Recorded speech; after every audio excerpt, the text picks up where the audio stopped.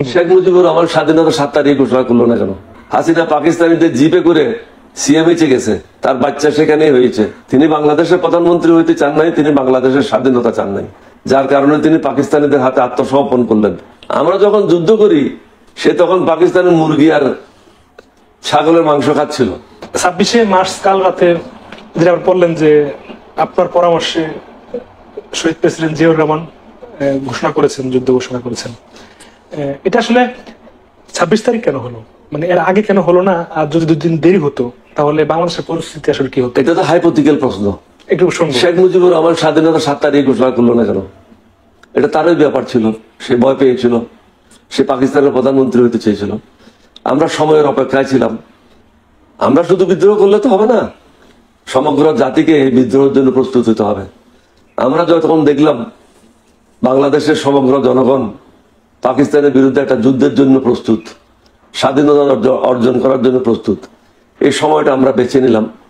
এবং 25 তারিখ রাত্রে বিশেষ করে পাকিস্তানিরা বাঙালিদের উপর হামলা করলো, ঢাকা বিশ্ববিদ্যালয়ের ছাত্রদেরকে ঘুমন্ত অবস্থায় হত্যা করলো, রাস্তাঘাটে ঢাকার রিক্সাওয়ালা, শ্রমিক, তাদেরকে বিনা বিচারে বিনা বাধায় হত্যা করে রাস্তায় ফেলে রাখলো, অনেককে অফিসে ঢুকে অফিসে হত্যা করলো।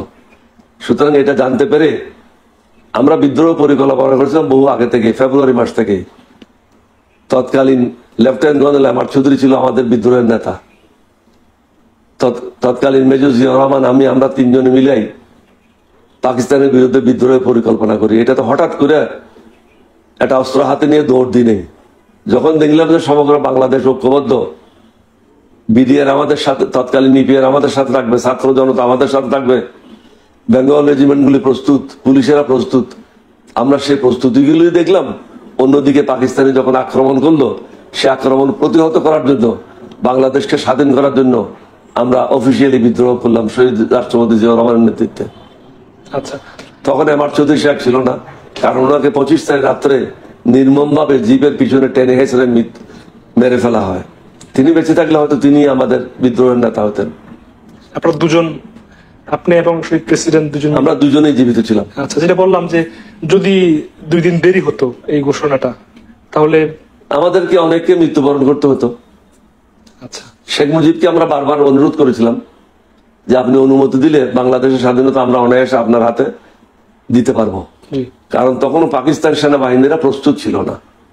তারা নতুন নতুন সেনাদল নিয়ে আসলো, অস্ত্র নিয়ে আসলো, গোলা বারুদ নিয়ে আসলো, বাংলাদেশকে বলপূর্বক দমন করার জন্য প্রস্তুতি গ্রহণ করলো। তাদের প্রস্তুতি সম্পন্ন ছিল। সে প্রস্তুতি সম্পন্ন করে ইয়াহিয়া খান এবং জুলফিকার আলী ভুট্টো তৎকালীন পূর্ব পাকিস্তানে আসে, শেখ মুজিবুর রহমানের সাথে বৈঠক করে ইন্টারকন্টিনেন্টালে। এই বৈঠক শেষে, এই বৈঠকের পূর্বেও আমরা শেখ মুজিবকে বলেছিলাম এটা সময় জ্ঞাপন করার জন্য, প্রস্তুতি গ্রহণ করার জন্য এই মিটিংটা হচ্ছে, আপনাকে প্রধানমন্ত্রী করার জন্য না।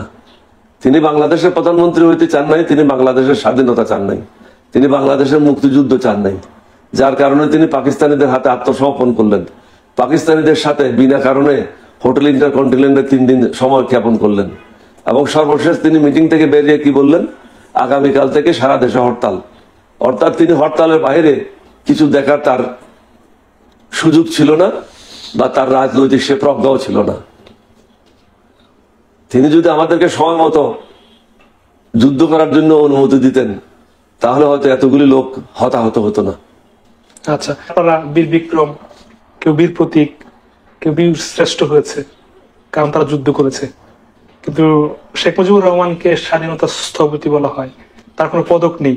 মানে তাকে কেন পদক দেওয়া হবে? সে তো পলাই গেছিল, সে তো যুদ্ধের মাঠ থেকে পলাতক, তার শাস্তি হওয়া উচিত ছিল। সে তো স্বাধীনতার স্থপতি, আওয়ামী লীগের স্থপতি, বাংলাদেশের জনগণের জন্য না।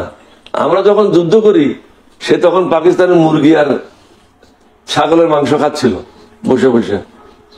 তার ফ্যামিলিকে পাকিস্তান আর্মি থেকে অ্যালাউন্স দেওয়া হয়েছিল। শেখ হাসিনার ছেলে জয়ের জন্ম কোথায় হয় আপনাদের জানা উচিত, সমগ্র জাতির জানা উচিত। ওয়াজেদের ছেলে জয়ের জন্ম হয়েছিল ঢাকা সেনানিবাসের হসপিটালে, সামরিক হসপিটালে, এবং তাদেরকে প্রতি মাসে 1500 টাকা করে ভরণ পোষণের জন্য পাকিস্তানিরা ভাতা দিত।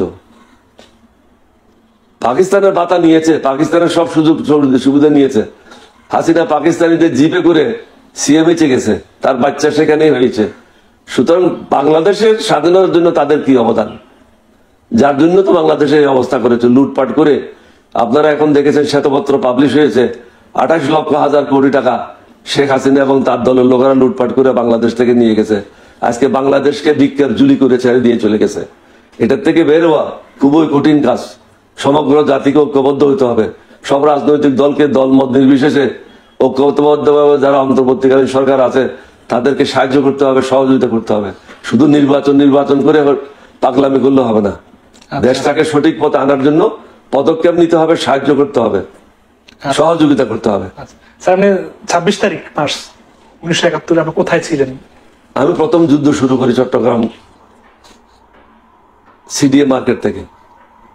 সর্বপ্রথম বিদ্রোহ করি শহীদ রাষ্ট্রপতি জিয়াউর রহমানের নেতৃত্বে, এবং পাকিস্তানি সেনাবাহিনীর 6 জন অফিসারকে গ্রেপ্তার করি।